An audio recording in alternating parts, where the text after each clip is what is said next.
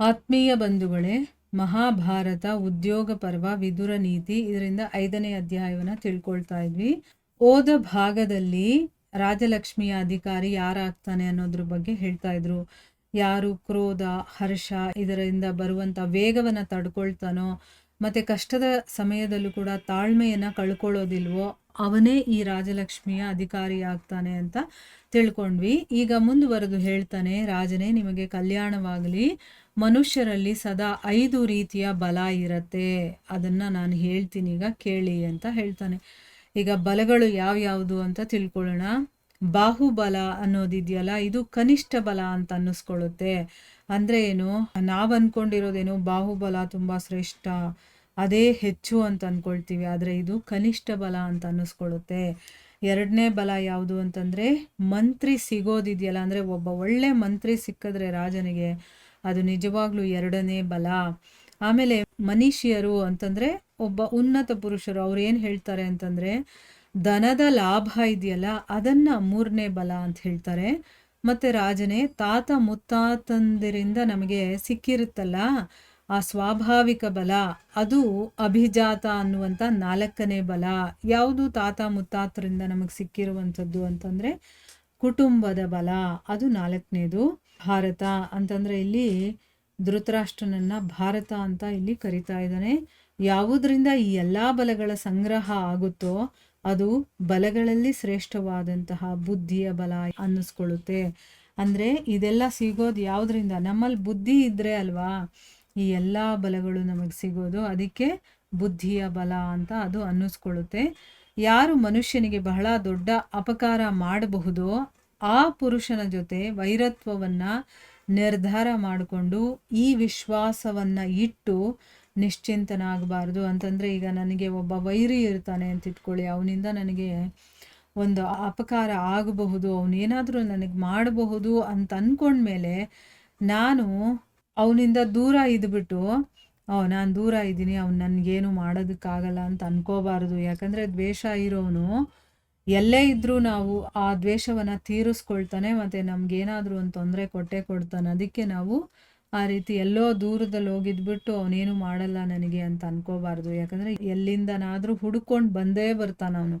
ಅದಕ್ಕೋಸ್ಕರ ಯಾರು ಈ ರೀತಿಯ ಬುದ್ಧಿವಂತನಿದ್ದಾನೆ ಅಂದ್ರೆ ಇಲ್ಲಿ ಒಬ್ಬ ಬುದ್ಧಿವಂತನ ಬಗ್ಗೆ ಹೇಳ್ತಾ ಇದ್ದಾರೆ.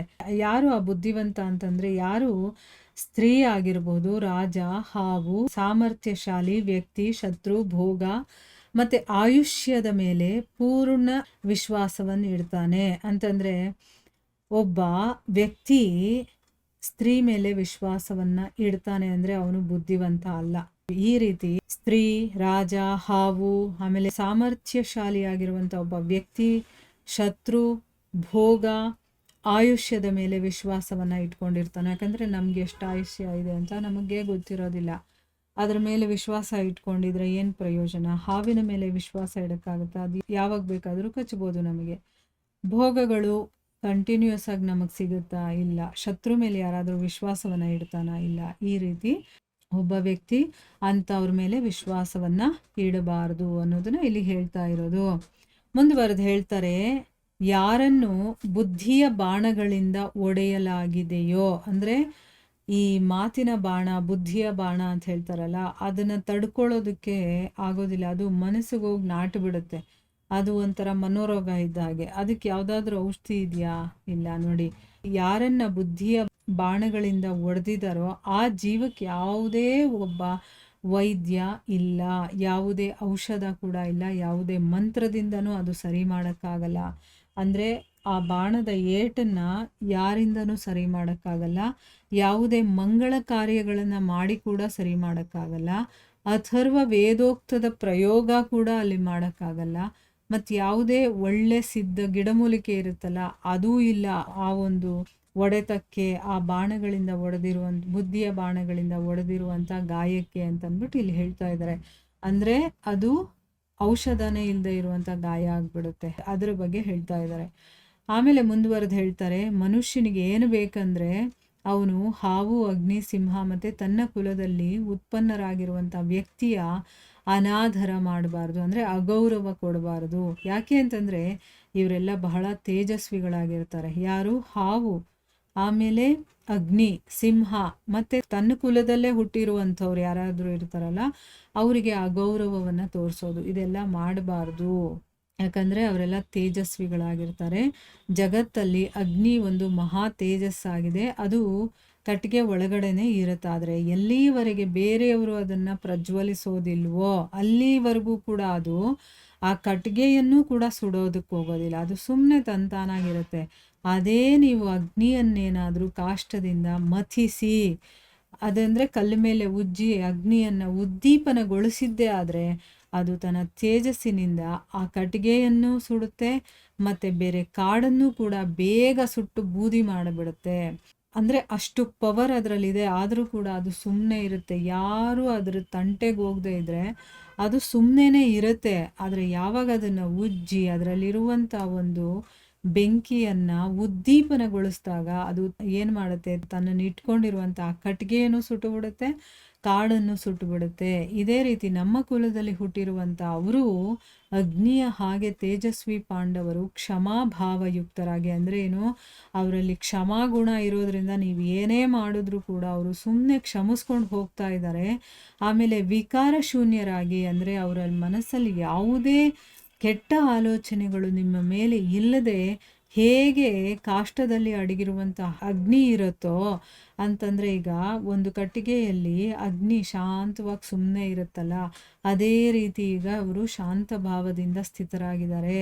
ನಿಮ್ಮ ಮಕ್ಕಳ ಸಹಿತ ನೀವು ಲತೆಯ ಹಾಗಿದ್ದೀರಾ, ಅಂದರೆ ನೀವು ಬಳ್ಳಿಯ ಗಿಡಗಳಿರುತ್ತಲ್ಲ ಆಗಿದ್ದೀರಾ ನೀವು. ಪಾಂಡವರು ಹೇಗಿದ್ದಾರೆ? ಒಂದು ಮಹಾನ್ ಶಾಲ ವೃಕ್ಷದ ಹಾಗಿದ್ದಾರೆ.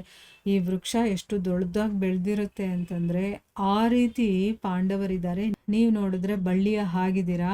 ಒಂದು ಮಹಾನ್ ವೃಕ್ಷದ ಆಶ್ರಯವನ್ನು ತಗೊಳ್ದೆ ಆ ಲತೆ ಯಾವತ್ತಿಗೂ ಕೂಡ ಬೆಳೆಯೋದಕ್ಕೆ ಸಾಧ್ಯನೇ ಇಲ್ಲ.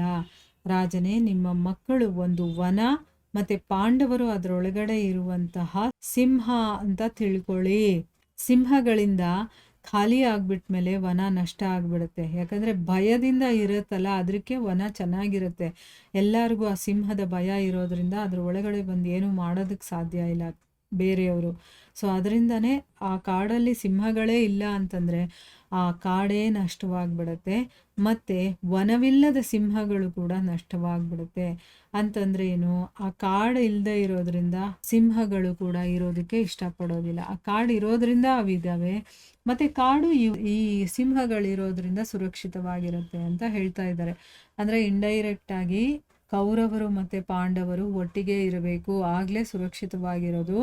ಪಾಂಡವರು ಒಬ್ಬರೇ ಇರೋದಕ್ಕೆ ಸಾಧ್ಯ ಇಲ್ಲ. ಕೌರವರಿಗೆ ಪಾಂಡವರ ಸಹಾಯ ಇಲ್ಲದೆ ಅವರು ಕೂಡ ಇರೋದಕ್ಕೆ ಸಾಧ್ಯ ಇಲ್ಲ ಅಂತಂದರೆ ಇಲ್ಲಿ ಧೃತರಾಷ್ಟ್ರನಿಗೆ ನೀವೆಲ್ಲ ಕೂಡಿ ಇರಿ, ಆ ರೀತಿ ನೀವೇನಾದರೂ ಒಂದು ಡಿಸಿಷನ್ ತಗೊಳ್ಬೇಕು ಅಂತಂದ್ಬಿಟ್ಟು ಇಲ್ಲಿ ಧೃತರಾಷ್ಟ್ರನಿಗೆ ಬುದ್ಧಿವಾದ ಅಥವಾ ನೀತಿಯ ಮಾತನ್ನು ಇಲ್ಲಿ ವಿದುರರು ಹೇಳ್ತಾ ಇದ್ದಾರೆ.